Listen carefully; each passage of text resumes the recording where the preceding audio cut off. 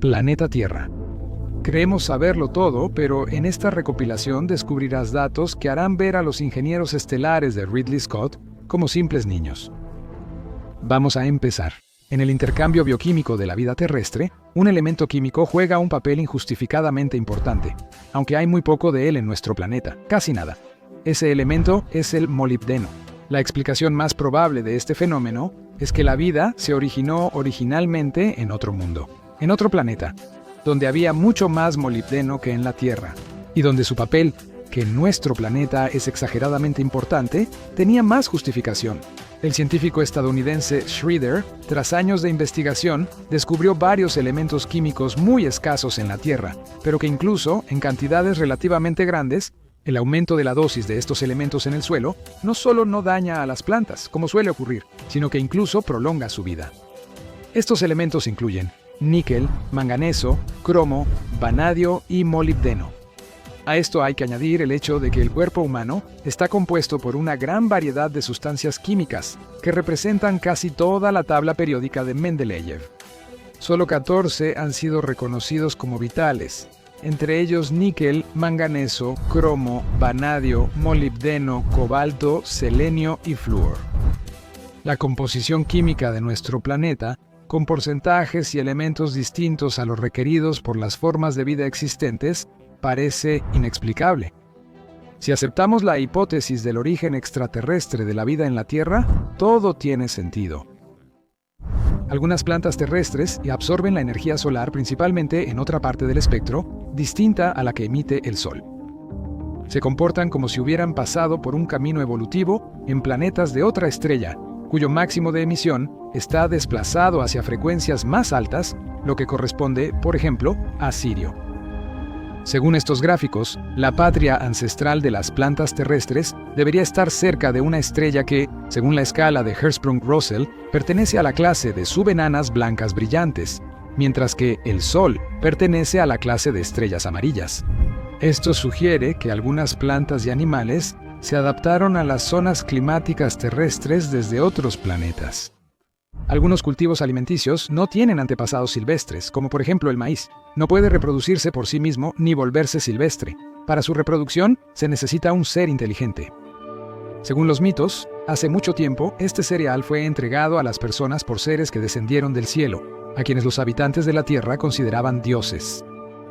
Esto dijo Jorge Wells Beadle, genetista estadounidense y Nobel de Fisiología y Medicina. En 1958, el maíz tiene una extraña mezcla genética y es imposible encontrar el ancestro exacto de esta planta en el planeta Tierra. Con el trigo todo es muy extraño. Nikolai Vavilov, científico ruso, tras investigar globalmente distintos tipos de trigo, identificó 3 lugares de origen independientes para este cultivo. Siria y Palestina resultaron ser la cuna del trigo silvestre y del trigo monococo, Abisinia o Etiopía la cuna de los trigos duros y las estribaciones del Himalaya el centro de origen de las variedades blandas de trigo. Como escribió Vavilov en su trabajo Algunas observaciones sobre el problema del origen del trigo. Es muy significativo el hecho de que en Abisinia, donde se encuentra el máximo de diversidad primaria de las variedades de trigo cultivado con 28 cromosomas, están completamente ausentes todos los principales parientes silvestres del trigo. Este hecho nos lleva a la necesidad de revisar nuestras ideas sobre el proceso de origen de las plantas cultivadas. Al mismo tiempo, la diferencia entre especies de trigo es grande. El trigo monococcum tiene 14 cromosomas, el silvestre y el duro 28, y los trigos blandos 42. Para duplicar o triplicar el número de cromosomas, se requieren métodos y técnicas incompatibles con la selección primitiva, llegando incluso a la intervención a nivel genético. Al mismo tiempo, incluso los hallazgos arqueológicos más antiguos ya muestran una variedad lista de especies de trigo. Una imagen similar de la desconexión de las especies cultivadas de las regiones donde se encuentran sus formas silvestres también se observa en una serie de otras plantas: cebada, chícharo, garbanzo, lino, zanahoria y otras. En ningún mito o leyenda antigua conocida por la humanidad, el hombre intenta atribuirse a sí mismo o a sus antepasados el mérito de haber desarrollado la agricultura. Eso siempre es prerrogativa de ciertos dioses. A México, Quetzalcóatl trajo el maíz.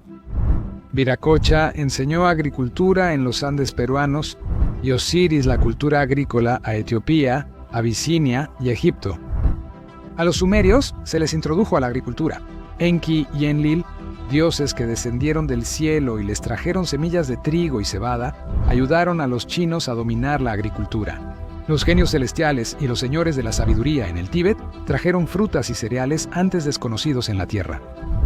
Según las leyendas y tradiciones más antiguas que han llegado hasta nosotros, los dioses no se diferenciaban mucho de las personas comunes en apariencia y comportamiento, solo que sus capacidades y habilidades eran incomparablemente superiores a las humanas.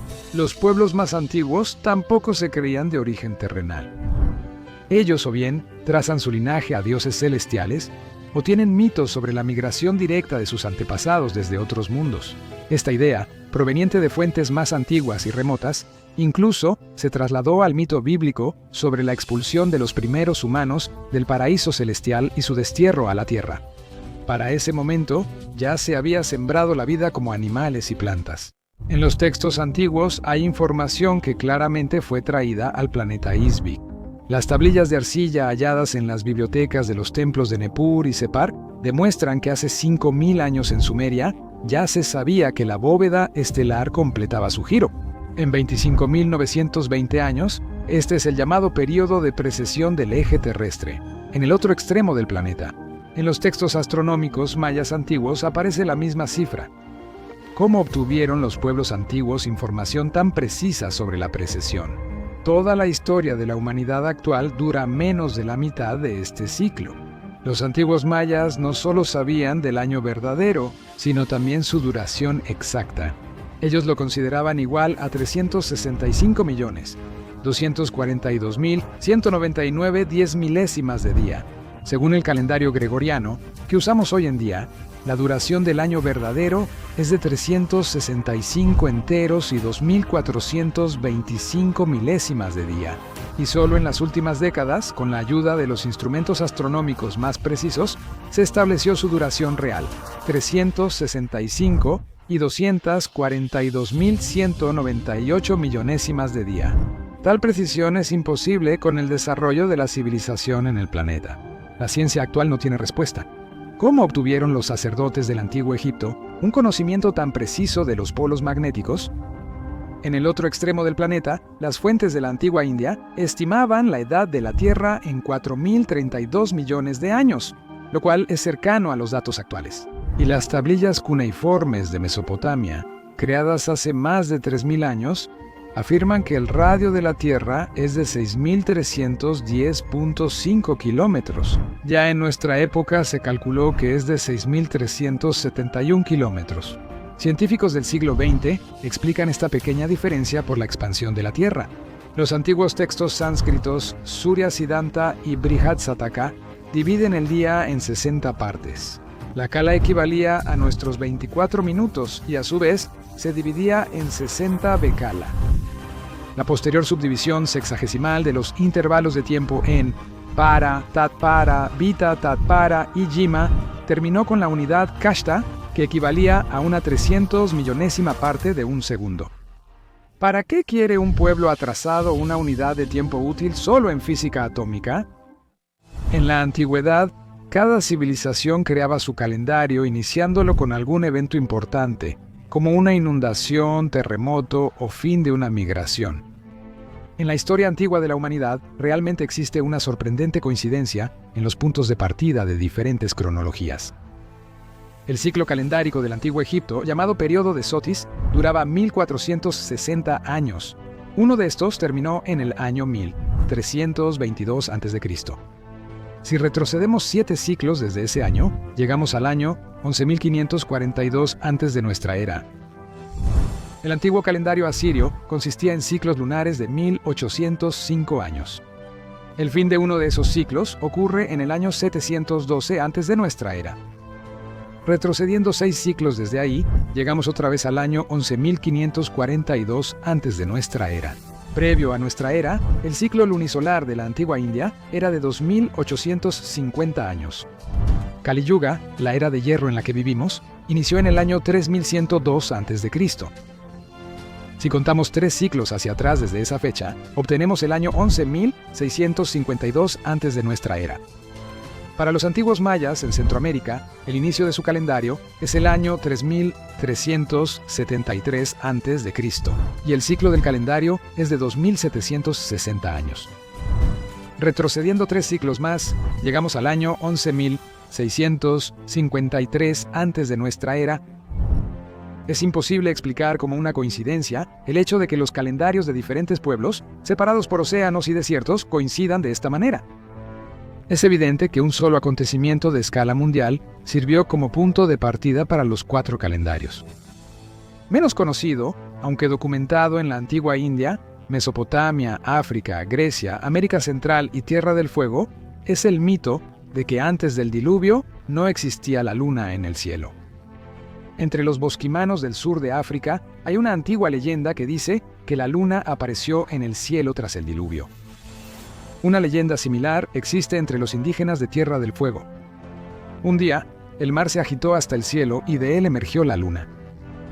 La epopeya griega sobre el país semilegendario y feliz de Arcadia llama a sus habitantes proselenitas, los que vivieron antes de la luna, porque vivían en la tierra cuando aún no había luna en el cielo. Este mito también fue confirmado por Apolonio de Rodas, el guardián de la Biblioteca de Alejandría. Basándose en manuscritos que conocía, Apolonio escribió que no siempre la luna brilló en el cielo de la tierra.